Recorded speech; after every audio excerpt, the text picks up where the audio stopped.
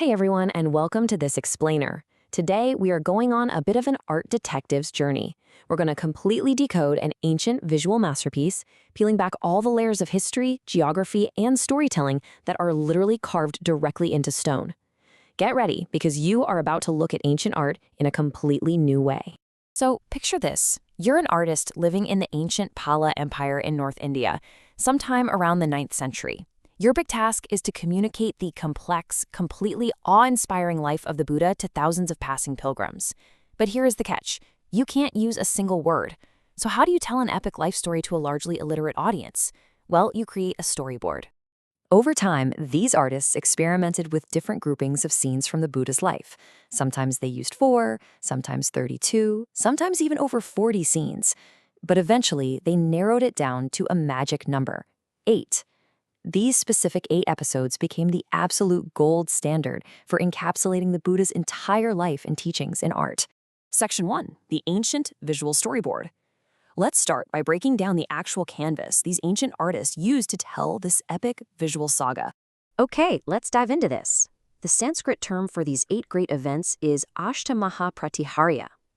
To display these events, artists often carved them in relief onto these large, upright stone slabs known as steles. These steles basically served as portable, or sometimes monumental, visual narratives that pilgrims could actually read, almost like an ancient comic book page. It's amazing how brilliantly the ancient artists mentally mapped out the stone. They used a very specific, totally deliberate spatial layout. The center was always dominated by a large main image of the Buddha. Across the very top, running horizontally, they placed his death. The tall side sections held the standing scenes, the bottom left usually kicked off the story with his birth, and any remaining pockets of space were filled in with seated scenes. Now, space was pretty tight on these stones, right? So artists developed a genius matrix of visual cheat codes. A specific hand gesture, an animal, or a type of tree would instantly signal to a pilgrim exactly which event and which geographical location in India or Nepal they were looking at. Absolutely zero text required. Section 2, Birth and Enlightenment. Let's trace this journey chronologically, starting right at the very beginning of our visual storyboard. The narrative begins, naturally, with the Buddha's early life. We start with his birth in the grove of Lumbini, which is then followed by his dramatic departure from royal life, ultimately culminating in his great enlightenment at Bodh Gaya. Usually anchored right in the bottom left corner of the stone, we find the birth scene. And the ultimate visual trigger here, it's the sal tree. Queen Maya is shown in a graceful tribhanga, which means a 3-bend pose, holding the branch of the tree. From her side, the baby Buddha miraculously emerges. And sometimes you'll even see the newborn Buddha standing on a lotus, having immediately taken his legendary first 7 steps. From that corner, the focus shifts entirely to the massive central figure, the enlightenment at Bodh Gaya. The Buddha sits in deep meditation beneath the Bodhi tree. Now notice his right hand reaching down to touch the ground. This is the famous earth witness gesture. He uses it to defeat the demon Mara and his distracting daughters by literally calling on the earth to witness his right to enlightenment. Section 3, Sermons and Sweet Offerings. Once enlightened, the Buddha's life became a relentless journey of teaching. Let's explore how the artist filled the rest of the stone with these moments. Now, what's really interesting about this is the specific cheat code used to depict the first sermon at the Deer Park in Sarnath. How do we instantly know it's that event? Well, the Buddha's hands are miming the spinning of a wheel. He's setting the wheel of the Dharma in motion. And if you glance at the base of his throne, you'll almost always see a literal wheel and usually a couple of small deer carved right into the rock. And then we have this incredible kind of heartwarming micro-narrative, the monkeys offering at Vaishali. It's actually a bit of an obscure story that got added to the standard set of 8 events around the 8th century. The Buddha sits holding a begging bowl, graciously accepting honey from a super excited monkey who, according to the legend, carefully picked all the insects out of the honey first. It just adds a wonderful emotional beat to the whole storyboard. Section 4, Miracles and Subjugations. From the seated teachings, the story moves to the vertical side panels of the stele, reserved for the standing, action-packed scenes. This phase is all about supernatural feats. It maps out his subjugation of a dangerous beast at Rajgir, his magical descent from the heavens, and a truly spectacular public miracle contest at Shravasti. We're talking about a dramatic assassination attempt here. The Buddha's evil cousin, Devadatta, unleashed a ferocious elephant named Nalagiri to trample him.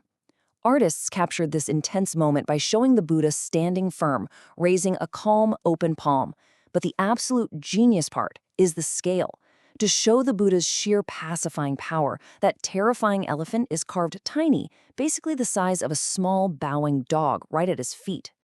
Next up, the Buddha engages in this wild miracle contest to completely baffle heretical teachers at Shravasti.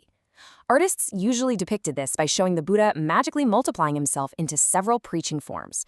But there's a rarer, way more spectacular version you might spot: flames rising out of his upper body while water flows from below, which they'd show using these distinct wavy and fiery patterns on the stone. In another vertical panel, we have the descent from heaven. After spending 3 months up in heaven teaching the doctrine to his mother, the Buddha descends back to earth. The visual cheat code here is totally architectural, a staircase or a ladder. And interestingly, we also see some major cross-cultural inclusion here, because he is very often escorted by the Hindu Vedic gods Indra and Brahma, who are holding a parasol over him. Section 5. The Final Breath. Finally, the narrative draws our eyes to the very top, horizontal edge of the stone for the ultimate conclusion. After decades and decades of spreading his teachings, we reach the very end of the Buddha's mortal timeline. In his 80th year, he makes the journey to Kushinagar, preparing for his final passing. Carved horizontally across the very top of the stele, we find the Parinirvana. The Buddha reclines so peacefully on his right side, with his head pointing to the left. He is surrounded by his grieving followers. And notice exactly what frames this scene: 2 sal trees. The visual story ends precisely where it began at his birth, bringing the entire narrative full circle, right beneath the branches of the sal tree. Section 6. Decoding Buddhist Masterpieces. Now that we have all the cheat codes and fully understand the layout, let's put our new visual literacy to the test on one of the greatest surviving examples in history. Take the Jagdishpur stele, for example, dating all the way back to the 10th century Pala Empire near the ancient Nalanda College.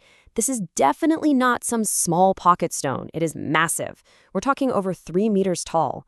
It brilliantly combines all 8 events into one colossal block. And what's truly fascinating is its enduring legacy. Today, this exact same stone sits inside a small temple, actively worshipped as a Hindu goddess by the local community. The stone's meaning literally continues to evolve. So, we've successfully decoded the cheat codes. We've mapped the 8 great events, from the sal tree of his birth all the way to the sal trees of his final breath.